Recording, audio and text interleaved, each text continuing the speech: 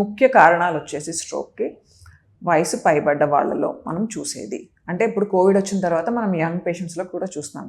As young as 30 years, 40 years, 30-40 సంవత్సరం ఉన్న వయసు వాళ్ళలో కూడా చూస్తున్నాం. కానీ జనరల్గా స్ట్రోక్ అనేది ఎక్కువగా 60-65 పైబడ్డ వాళ్ళలో వస్తుంది. సో ఏజ్ అనేది చాలా important risk factor. Other risk factors వచ్చేసి బీపీ, షుగర్, ఎక్కువ ఆల్కహాల్ తీసుకోవడం, స్మోకింగ్, అబ్నార్మల్ కొలెస్ట్రాల్ లెవెల్స్, బాడీలో కొలెస్ట్రాల్ లెవెల్స్ సరిగ్గా లేకపోవడం, కొలెస్ట్రాల్ కానీ ట్రైగ్లిజరైడ్స్ కానీ, బ్యాడ్ కొలెస్ట్రాల్ గుడ్ కొలెస్ట్రాల్ అంటాం కదా, blood levels of bad cholesterol ఎక్కువ ఉన్నా, ట్రైగ్లిజరైడ్స్ ఎక్కువ ఉన్నా అది కూడా ఒక స్ట్రోక్ ఒక రిస్క్ ఫ్యాక్టరే.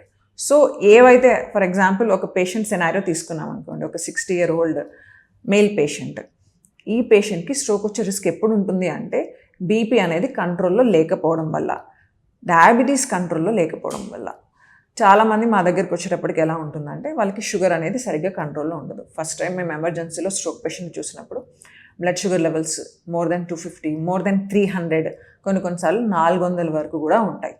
సో షుగర్ కంట్రోల్ లేకపోవడం, for months and years sugar control సరిగ్గా లేకపోవడం, ప్లస్ బీపీ కూడా కంట్రోల్ లేకపోవడం. ఒక ఫ్యాక్టరే సరిగ్గా లేకపోతే స్ట్రోక్ రిస్క్ అనేది ఉంటుంది. ఇమాజిన్ 2 factors ఉంటే రిస్క్ అనేది ఎక్కువ ఉంటుంది. BP, sugar, cholesterol levels, smoking, drinking కాకుండా ఇంకా అదర్ రిస్క్ ఫ్యాక్టర్స్ ఏముంటాయంటే ఒక పేషెంట్కి ఆల్రెడీ ఎగ్జిస్టింగ్ హార్ట్ అటాక్ ఉంది, ప్రీవియస్గా కార్డియాక్ ప్రాబ్లం ఉంది అంటే ఆ పేషెంట్కి బ్రెయిన్ స్ట్రోక్ వచ్చే రిస్క్ ఎక్కువ ఉంటుంది అన్నమాట.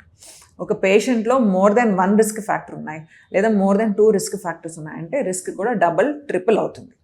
సో ఎప్పుడైతే పీరియడ్స్ ఆఫ్ స్ట్రెస్, పేషెంట్ సరిగ్గా మందులు వేసుకోవట్లేదు, లేకపోతే స్ట్రెస్డ్గా ఉన్నారు, ఎక్కువ ఆల్కహాల్ తీసుకున్నారు, బీపీ షుగర్ కంట్రోల్లో పెట్టలేదు, that is the time when stroke can happen. ఎక్కువగా బ్రెయిన్ స్ట్రోక్స్ అనేవి ఎర్లీ మార్నింగ్ అవర్స్లో చూస్తామండి. అది ఇస్కెమిక్ స్ట్రోక్ అంటే బ్రెయిన్లో బ్లడ్ క్లాట్ అయినా, లేదా హెమరేజిక్ స్ట్రోక్ అంటే బ్రెయిన్లో బ్లీడింగ్ అయినా కూడా.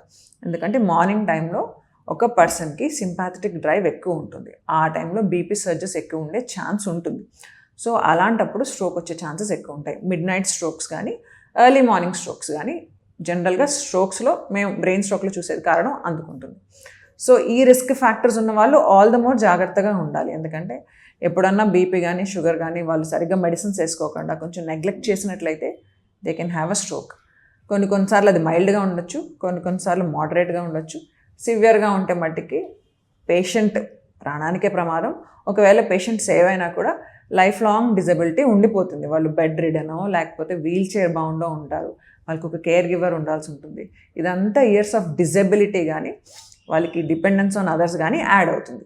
సో నేను మెన్షన్ చేసిన రిస్క్ ఫ్యాక్టర్స్ ఏవైతే ఉన్నాయో అవన్నీ కూడా ఒక పర్టికులర్ పేషెంట్లో ఈవెన్ 1 రిస్క్ ఫ్యాక్టర్ ఉన్నా సరే చాలా జాగ్రత్తగా ఉండాలి, యాన్యువల్ చెకప్స్ చేయించుకోవాలి.